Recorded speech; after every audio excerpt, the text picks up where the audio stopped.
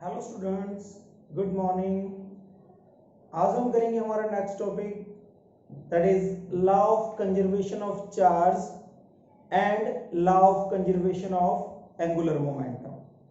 देखो, हमने conservation law शुरू कर रखे हैं जिसमें से दो हमने कर लिए, law of conservation of energy and law of conservation of linear momentum. जो रह गए हैं वो आज हम करेंगे। तो सबसे पहले हम शुरू करते हैं law of conservation of charge. देखो, जैसे हमने एनर्जी वाले केस में पढ़ा था कि energy can neither be created nor be destroyed but can be converted from one form to another form. बिल्कुल सिमिलर वे के अंदर हम चार्ज का कंसेप्ट करेंगे। Charge can neither be created nor be destroyed but can be transferred from one body to another body। Charge जो है उसको ना ही तो पैदा किया जा सकता है और ना ही उसको खत्म किया जा सकता है। उसको सिर्फ एक बॉडी से दूसरी बॉडी के ऊपर ट्रांसफर किया जा सकता है। जैसे देखिए कि charge can neither be created nor be destroyed but can be transferred from one body to another body. एक बॉडी से दूसरी बॉडी के ऊपर हम ट्रांसफर कर सकते हैं। जो total charge on the system है that remains constant before transfer और आफ्टर ट्रांसफर। जो सिस्टम का नेट चार्ज होगा, जो सिस्टम का टोटल चार्ज होगा, दैट रिमेन्स कांस्टेंट। जैसे यहाँ पे एक एग्जांपल भी लिया गया है। देखो, हमारे पास एक सिस्टम है जिसके अंदर टू बॉडीज हैं, एक बॉडी ए है, एक बॉडी बी है। बॉडी ए भी जो है वो अनचार्ज्ड है, बॉडी बी जो है वो भी अनचार्ज्ड है। इनिशियली दोनों के ऊपर कोई चार्ज नहीं है, तो इनका हम नेट चार्ज देखें तो बॉडी ए के ऊपर कोई चार्ज नहीं, इट मीन जीरो चार्ज है, कोई चार्ज है ही नहीं। प्लस बॉडी बी का चार्ज, तो नेट चार्ज इसके ऊपर कितना है, जीरो है। ये तो था बिफोर ट्रांसफरिंग। अब इसके बाद क्या हुआ, हमने क्या किया, बॉडी ए में से एक इलेक्ट्रॉन हमने बॉडी बी के ऊपर ट्रांसफर कर दिया। जब एक इलेक्ट्रॉन को हमने ए बॉडी से बी के ऊपर ट्रांसफर किया तो जिस बॉडी में से इलेक्ट्रॉन निकलता है उसके ऊपर पॉजिटिव चार्ज आता है, और जिस बॉडी के ऊपर इलेक्ट्रॉन जाता है, जो बॉडी इलेक्ट्रॉन गेन करती है, उसके ऊपर नेगेटिव चार्ज आता है। तो बॉडी बी के ऊपर नेगेटिव चार्ज आ गया, बॉडी ए के ऊपर पॉजिटिव चार्ज आ गया। तो अब हम देखते हैं कि इसके ऊपर फिर नेट चार्ज कितना होगा।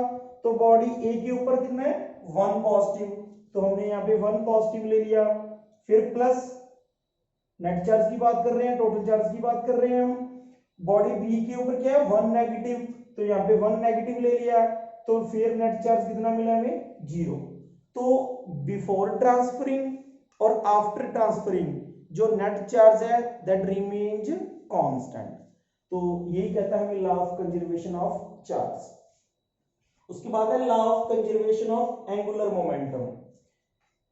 एंगुलर मोमेंटम जो टर्म है वो हम तब यूज करते हैं जब किसी बॉडी के अंदर रोटेशनल मोशन होता है। लीनियर मोशन होता है तो हम लीनियर मोमेंटम की बात करते हैं। जब बॉडी के अंदर रोटेशनल मोशन है, कोई बॉडी रोटेट कर रही है अबाउट द गिवन एक्सिस, तब हम बात करते हैं एंगुलर मोमेंटम की। जैसे हमने लीनियर मोमेंटम में लीनियर फोर्स की बात की थी या सिंपली फोर्स की बात की थी, बिल्कुल उसी तरह हम एंगुलर मोमेंटम में रोटेशनल फोर्स की बात करते हैं, दैट इज कॉल्ड टॉर्क। तो यहाँ पे हम इसको डिफाइन करेंगे पहले। According to this law the angular momentum of the system remains constant if no external torque। देखो, मैंने अभी आपको बताया कि यहाँ पे हम रोटेशनल फोर्स की बात करते हैं और रोटेशनल फोर्स जो होता है दैट इज कॉल्ड टॉर्क। अगर यहाँ पे टॉर्क, कोई भी एक्सटर्नल टॉर्क बॉडी के ऊपर एक्ट ना करे, कोई भी एक्सटर्नल टॉर्क अगर सिस्टम के ऊपर एक्ट नहीं करता, then angular momentum of the system remains constant। देखो, ये इक्वेशन हमारे पास, ये रिलेशन होता है एल जो होता है वो एंगुलर मोमेंटम होता है, और ये जो टाउ है इसको टाउ बोलते हैं। टाउ जो है दैट रिप्रेजेंट द टॉर्क, और ये रिलेशन होता है टॉर्क और एंगुलर मोमेंटम में। तो tau is equal to dl over dt। अगर कोई एक्सटर्नल टॉर्क एक्ट नहीं कर रहा, इट मींस टॉर्क की वैल्यू कितनी है, 0। और अगर टॉर्क 0 है then dl over dt is equal to कितना हो गया, 0। अगर dl over dt is equal to 0 और अगर किसी भी डेरिवेटिव की वैल्यू 0 आ रही है, अगर किसी का डेरिवेटिव 0 के बराबर होता है, तो वो टर्म जो है, वो फिजिकल क्वांटिटी जो है दैट इज कांस्टेंट। तो यहाँ पे L क्या हो गया हमारे पास, है कांस्टेंट हो गया। पर ये L कांस्टेंट कब पॉसिबल है, जब टाउ की वैल्यू 0 है, यानी कि बॉडी के ऊपर या सिस्टम के ऊपर कोई भी एक्सटर्नल टॉर्क ना लगे। अब हम बात कर रहे थे टॉर्क की, तो मैंने आपको बताया था कि torque gives us the turning effect. Turning effect means rotational motion. जब कोई फोर्स किसी बॉडी के अंदर टर्निंग इफेक्ट प्रोड्यूस कर दे, उसके अंदर रोटेशन प्रोड्यूस कर दे, then that force is called torque. तो torque gives us the turning effect of force about an fixed axis. और टाउ जो होता है, टॉर्क जो होता है that is equal to linear force into perpendicular distance from the axis of rotation. जैसे हमारे पास एक बॉडी है, ये एक बॉडी है जो ऐसे रोटेट कर रही है, तो इस पॉइंट पे एक तो उसके ऊपर फोर्स लग रहा है, और एक जो ये परपेंडिकुलर डिस्टेंस है, इन दोनों का जो प्रोडक्ट होगा that is equal to torque. तो law of conservation of charge और law of conservation of angular momentum आप लोगों को समझ में आ गया होगा। इसके साथ ही हमारा जो फर्स्ट चैप्टर है +1 फिजिक्स का वो कंप्लीट हो गया है। आज हम शुरू कर रहे हैं chapter 2 that is system of units. तो सिस्टम ऑफ यूनिट्स को शुरू करने के साथ ही सबसे पहले हमें पता होना चाहिए कि what is physical quantity. Physical quantity क्या होता है? फिजिकल क्वांटिटी कुछ भी हो सकता है जिसको हमने मेजर करना है, जिसके बारे में हमने कोई भी मेजरमेंट करनी है, that quantity is called physical quantity. A quantity that can be measured and in term of which laws of physics are described by using the law of physics। जिस फिजिकल क्वांटिटी की हमने measurement करनी है, जिस physical quantity को हमने measure करना है, that quantity is called physical quantity. जैसे for example mass, length, time, force, और भी बहुत सारी फिजिकल क्वांटिटीज हैं, बहुत सारी है, अनलिमिटेड है। तो ये जो सारी हैं ये फिजिकल क्वांटिटी हैं। जैसे हमने मास को मेजर करना है, तो mass is a physical quantity, उसके बारे में हमने जानना है कि किसी भी बॉडी का मास कितना है, तो लेंथ कितनी है, उसका टाइम पीरियड कितना है, उसके ऊपर कितना फोर्स लग रहा है, तो ये सारी क्या है, फिजिकल क्वांटिटीज है। देखो किसी भी फिजिकल क्वांटिटी की मेजरमेंट के लिए हमें दो चीजों की जरूरत पड़ती है। उसके अंदर सबसे पहले आती है यूनिट। यूनिट क्या होती है? Unit is a standard which is used for the measurement of physical quantity। Unit जो है एक स्टैंडर्ड है, एक स्टैंडर्ड पैमाना है ये, जो हम चूज करते हैं for the measurement of physical quantity. किसी भी फिजिकल क्वांटिटी को मेजर करने के लिए हमें यूनिट की जरूरत पड़ती है। जैसे फॉर एग्जांपल अगर हमने किसी बॉडी के मास को मेजर करना है तो हमें एक यूनिट की जरूरत है, जैसे ग्राम, किलोग्राम, 10 किलोग्राम, तो दीज आर यूनिट्स। जैसे हमने टाइम को मेजर करना है, तो टाइम को मेजर करने के लिए हमें क्या चाहिए? Second, minute, hour, day, month, year, तो दीज आर यूनिट्स। तो किसी भी फिजिकल क्वांटिटी को मेजर करने के लिए हमें सबसे पहले यूनिट की जरूरत पड़ती है। अगर हमारे पास यूनिट है तो ही हम फिजिकल क्वांटिटी की मेजरमेंट कर सकते हैं, अदरवाइज नहीं कर सकते।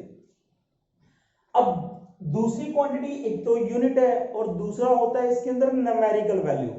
देखो जैसे हम बात करते हैं कि मेरे पास ये मार्कर है, इसका मास जो है मैंने कहा कि 10 ग्राम है। अगर 10 ग्राम, देखो ग्राम इज द यूनिट और जो ये 10 लग गया साथ में that is the numerical value. तो किसी भी अगर फिजिकल क्वांटिटी की आपने मेजरमेंट करनी है तो आपको दो चीजों की जरूरत पड़ेगी, एक यूनिट और दूसरा न्यूमेरिकल वैल्यू। जैसे हमने यहाँ पे एग्जांपल ली है कि हमारे पास एक लाइन है ए बी। अब ए बी को मेजर करने के लिए, ए बी की मेजरमेंट के लिए हमने यूनिट चूज कर ली सेंटीमीटर। तो हमने देखा कि सेंटीमीटर कितनी बार रिपीट हो रहा है, 1 2 3 4। तो इसका मतलब इस लेंथ, ये जो लाइन है इसकी लेंथ कितनी है, 4 सेंटीमीटर। तो यूनिट तो यहाँ पे हमने चूज की है सेंटीमीटर, बट जो 4 आया है साथ में, 4 इज द न्यूमेरिकल वैल्यू। तो किसी भी फिजिकल क्वांटिटी की मेजरमेंट के लिए हमें दो चीज की जरूरत होती है, एक उसकी न्यूमेरिकल वैल्यू, दूसरा यूनिट। तो जैसे यहाँ पे A B is equal to 4 centimetre. तो इसी तरह हम जर्नल फॉर्मूले में देखें तो किसी भी फिजिकल क्वांटिटी को मेजरमेंट करने के लिए, किसी भी फिजिकल क्वांटिटी हमने कंसीडर कर ली क्यू, उसकी मेजरमेंट के लिए हमें दो चीज की जरूरत है, एक न्यूमेरिकल वैल्यू, दूसरा यूनिट। अब अगर हम देखें कि अगर हमने यूनिट लार्जर ले ली, अगर यूनिट हमारे पास बिगर है तो न्यूमेरिकल वैल्यू स्मॉलर हो जाएगी, कम हो जाएगी। जैसे हम बात करें कि यहाँ पे हमने सेंटीमीटर चूज किया था तो हमारे पास रिजल्ट आया 4 सेंटीमीटर। पर अगर हम यहाँ पे चूज कर ले मीटर, तो यहाँ पे मीटर तो 1 भी नहीं होगा, 1 से भी कम होगी वैल्यू। तो देखो हमने जैसे ही यूनिट का साइज बढ़ा दिया वैसे ही न्यूमेरिकल वैल्यू जो है वो कम हो गई। तो हम कह सकते हैं कि if unit used is larger than the value of n, या हम कह सकते हैं न्यूमेरिकल वैल्यू इज स्मॉलर। तो यहां से हमारे पास क्या होता है कि जो न्यूमेरिकल वैल्यू होती है that is inversely proportional to unit. Smaller the unit bigger will be the numerical value और वाइस वर्सा।